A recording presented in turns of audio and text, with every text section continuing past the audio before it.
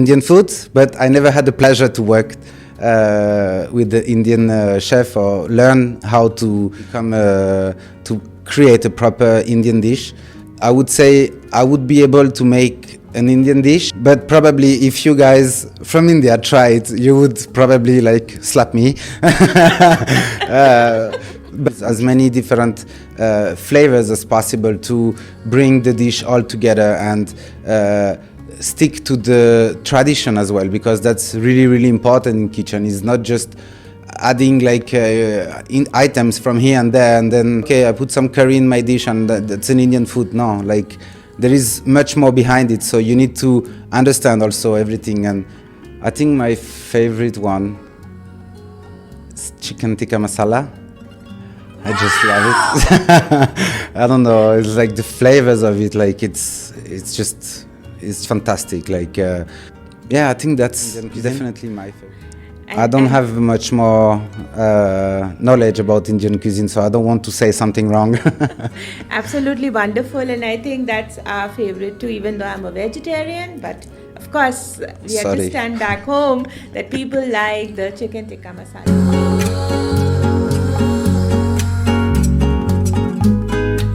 Hello, and welcome to Upodd UAE, a podcast for business growth in the UAE, in Dubai. And I'm very happy to have Thomas Frisetti. He's the Chief Executive Chef at the Cafe Bateel in Dubai. Wonderful person, excellent chef. He's very, I think he's amazing with different kind of cuisines. You call it Japanese, Chinese, French. And today we are super excited to share his journey. Hello, Thomas. How are you? So happy to have you here. Hello, how are you? I'm very happy to be here also with you today. Thank you for inviting me. Absolutely wonderful. Okay, to start with, I have been waiting since morning to understand and hear your journey, you as a chef. How did it all start? So how did it all start? Basically, when I was a kid, my grandparents used to have a restaurant, so I basically grew up in the kitchen of my grandparents, watching my grandmother for hours and hours making some ravioli or gnocchi, and helping her in the kitchen on a daily basis to like peel some potato and peel some garlic. So I think deep down, when I was a kid already, I knew that I was going to become a chef. Later on, when I grew up, I wasn't really sure what I wanted to do. So I obviously went to like a hospitality school in France, which was like one of the best hospitality school in France at that time, in my city in the south of France. But I was really not sure that I wanted to do this. So my dad did something like amazing at that time. He told me, okay, like if you're not sure you don't want to continue school, it's perfectly fine. Come to work with me. My dad was working at that time in construction. So I went to work with him for 1 month and a half. And construction was like so awful that I really didn't want to do it anymore. Then after that, I just stopped working with him and I went 5 years in hospitality school. So I think I should thank him for that now. And so when I started my hospitality school, I think one turning point was my first day in kitchen, and basically we arrived in the kitchen and we had like all these items on the table, like all these utensils that we are using in the kitchen, and the teacher came and asked us question about this or that utensils, and so the teacher came and he told me, okay, what is this? So I looked at him and I'm like, oh, but it's a frying pan, sir. So he came behind me and he just slapped my head like this. And he told me, it's not sir, it's chef. And I think that moment in my head was like, oh, wow, that's what I want to do. Not that I want to hit my staff, absolutely not. But I love the, how do you call it? So I love the discipline that you must have in the kitchen to basically have like a perfect dish and a perfect harmony of the dish. So I think this was really a turning point for me. And later on, when we had our first meal, because basically in this school we had like restaurants where like regular customer could come from outside and just eat the food that the students were making. So when we make the first dinner for all these customers, and we went outside in the restaurants because that was kind of like the tradition. So we went outside in the restaurant, and I saw the pleasure and like the happiness in the eyes of the customers, and I said, okay, that's it. That's what I want to do in life. And I find this so interesting to know that he's saying that as a kid only he had decided that he wanted to be a chef. And I think that is why today he's working with the Cafe Bateel and the Bateel group. And this is absolutely amazing. Okay, Thomas, I want you to tell us that when you were a child and you know, the exposure to the kind of family environment you were in. So what exactly was that moment, one moment as a child, any food flavor that you remember from your grandparents and parents, or any particular dish that would, you know, that actually drove you towards this? Yeah, there are many actually dishes that obviously made me like joyful every day. Just, but I would say like a typical like bœuf bourguignon, which in my city we call it like a dub, which is basically like meat marinated in like some red wine for like usually like 2 days, and then it's cooked for like probably six hours. And the flavors from it. And I remember my grandmother used to cook these huge quantities of it, and then she would take like the sauce from this bœuf bourguignon, and she would use it to make the filling for her ravioli. And I think these flavors like and the smell that you have it like just brings so many memories for me. It's like, and I just literally love it. So every time I have to cook one of these dish, it just makes me so happy to do it.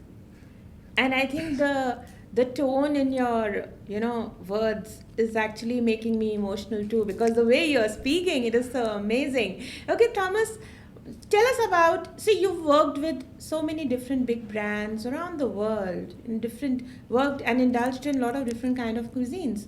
So tell us about some amazing, you know, moments working with different brands and groups around the world, indulging with, you know, putting your hands into French cuisine, Japanese, and also let us know that whether you've indulged into Indian food. Let's hear that.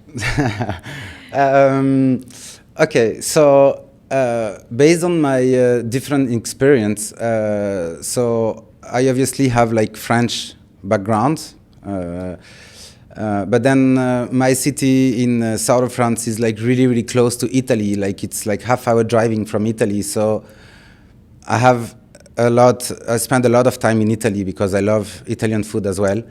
But then during my journey as a chef, I worked also. I had the pleasure to work as in Chinese restaurants and Japanese as well. I love Asian food. Unfortunately, I love eating Indian food, but I never had the pleasure to work with the Indian chef or learn how to become to create a proper Indian dish.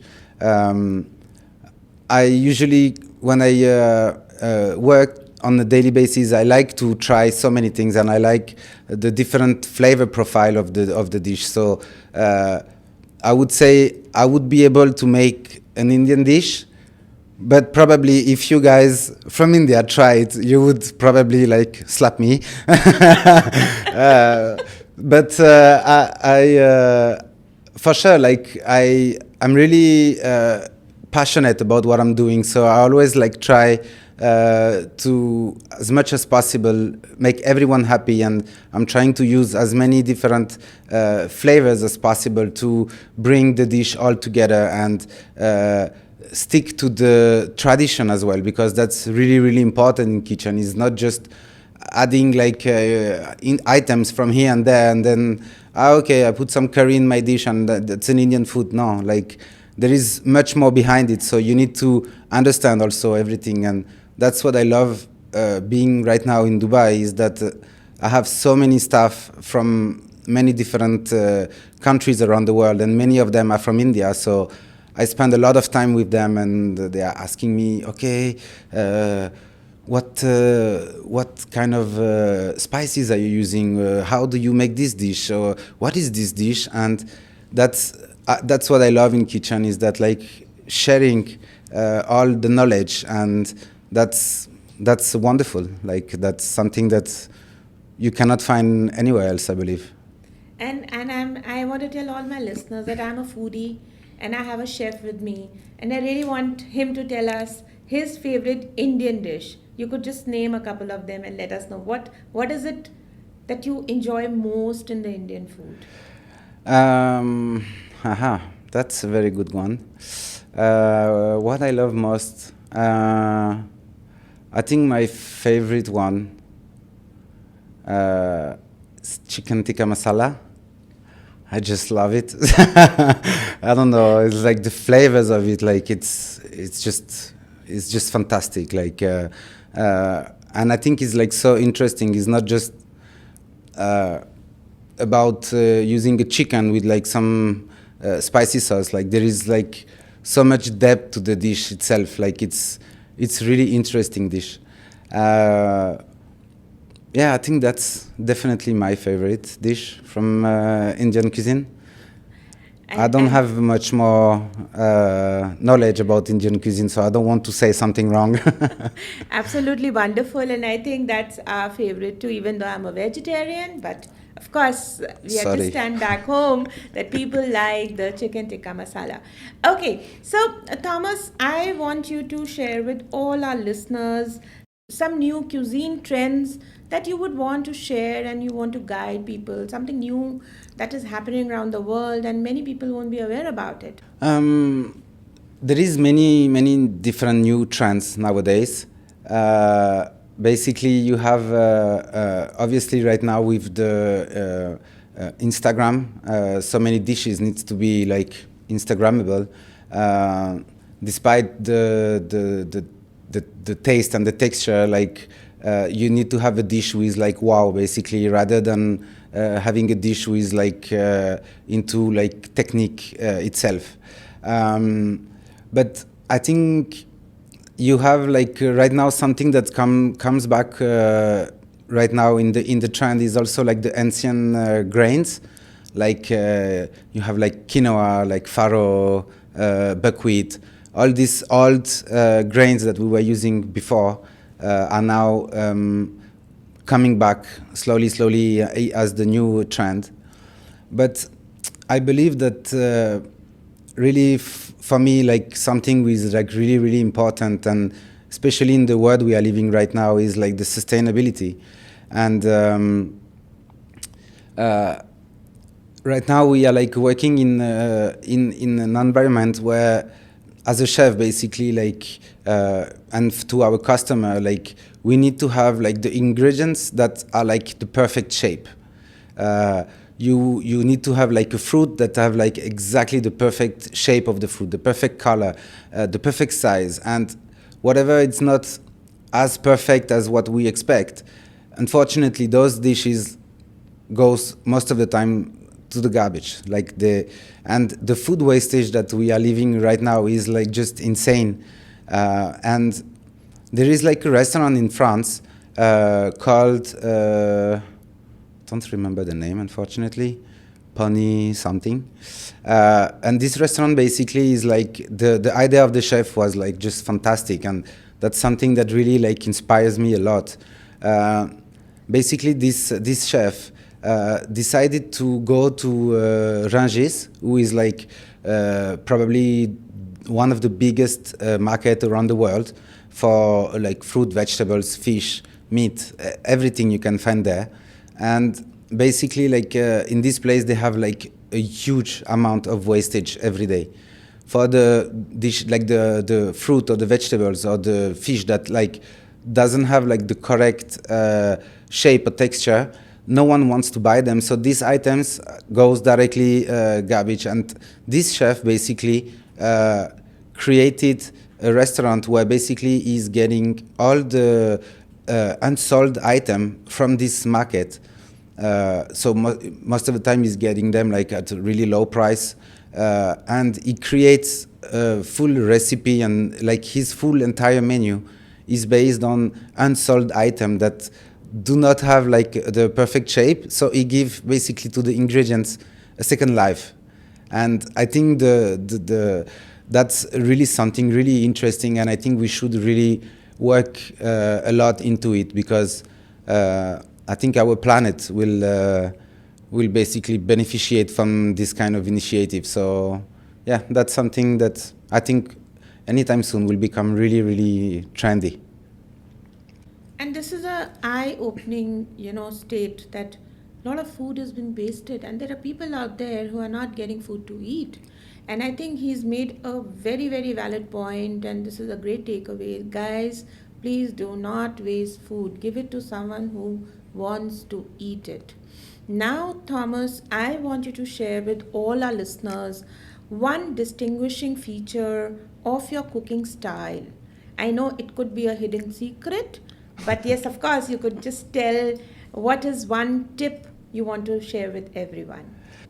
Basically, something which is really, really important is whatever you cook, whatever you will prepare food, you need to put like passion and love to it. The same dish will be prepared by two different persons. One will just make it, just to make it, and the other person will make this exact same dish with the exact same ingredients and just bring some passion and love to the dish. The outcome will be completely different. Basically, as a chef, what is really important, obviously, having like proper techniques in cuisine, it's obviously a must to be able to create the correct dish. And when you create dish, especially from my side, like knowing that I have like many different background in different type of cuisine, I always like mix different type of cuisine, different type of ingredients into my dish. But all of this comes all together with the right technique, and you need to ensure that your dish at the end of the day has like the main three things are flavors, colorful, and texture. So once you create a dish, you need to have like these three points all together, and most of the time you are like on track to make a very stunning dish. This is so amazing, and I think he's absolutely right on speaking about getting a balance to the dish. I think that is what he's trying to say. Okay, Thomas, what has been your success mantra? Over the years, you've traveled the world, worked with different cuisines, different kind of masalas, and so what is your success mantra? Um, my success mantra. I think I would say that my success mantra is like strive for perfection, but embrace the imperfections that make each dish unique. And I think we can also use this in our life in general. Like not everything that is imperfect is something wrong. And so many dishes were created out of like a mistake. So many famous dishes in the world were like, let's say, for example, like tarte tatin, who is like a very famous apple pie, was created out of a mistake. Like basically, like it was it's two sisters called Sister Tatin. They took out, one of them took out the pie, the apple pie, the regular apple pie from the oven, and once she took it out, like she made the apple pie fell down. So because it was the last one in the restaurant and they had like orders, so they had to do something. So they just basically took the pie and just put it back in the plate, just upside down, and this today became like one of the most famous dish in French cuisine. So every dish with its perfection and imperfection is unique. So we just need to bring it to life. That's it. So you being a master chef and you being, you've had a great exposure with so many different brands. Thomas, I want you to give one, life lesson and a message to all the brands and food communities out there. Okay, I think that kitchen, being inside the kitchen and food in general is like a universal language. Universal language that brings us all together, no matter where you come from, no matter what is your origin, your religion, your ethnicity, no matter where you come from. When it comes to food, everyone understands each other. And what I would love to do is like just end up like in a world where basically we are all like enjoying the moment, where we are all together, like sharing our like different kitchen experience, and something that we can just share some moments all together. And I think that's something that is really, really like important, because being a chef, like the kitchen in general, is a lot about sharing and like spending time with friends and with other people. And I think that with kitchen in general, with the food in general, that's something that we can easily do, because everyone relates to food. Everyone needs to eat. Everyone loves food. So I think that's the main thing to do. So yeah. So when I first reached out to Thomas, I thought he would be some old guy with so much of experience working at the Cafe Bateel, and of course I thought that he wouldn't be that fit. So now, but today when I met him in person, I found him to be super hot. So tell me, what keeps you fit? Let's hear. I do a lot of sports. Basically, every morning I wake up at 5:30 a.m. I go to swim for like at least 30 to 45 minutes, depending on my schedule, if I have time or not. And then I have a personal trainer also, like 3 times a week. So yeah, I'm doing a lot of sports, because that's important to feel good in your body and to feel good with yourself. So you can express this also in the kitchen later on. So yeah. So the very handsome and the super passionate, talented chef Thomas Frisetti has been on our show today. He's open to collaborations. You want to take some guidance, because he's delved into so many different cuisines. So talk to him. His details are available on the podcast and on the video. And Thomas, do you know how to speak Hindi? I know only TK. And I know how to do this. That's it. So let's do namaste together. So namaste. Namaste. Namaste. Thank you so much. Thank you. TK. TK. Great. TK. See, TK I know. TK.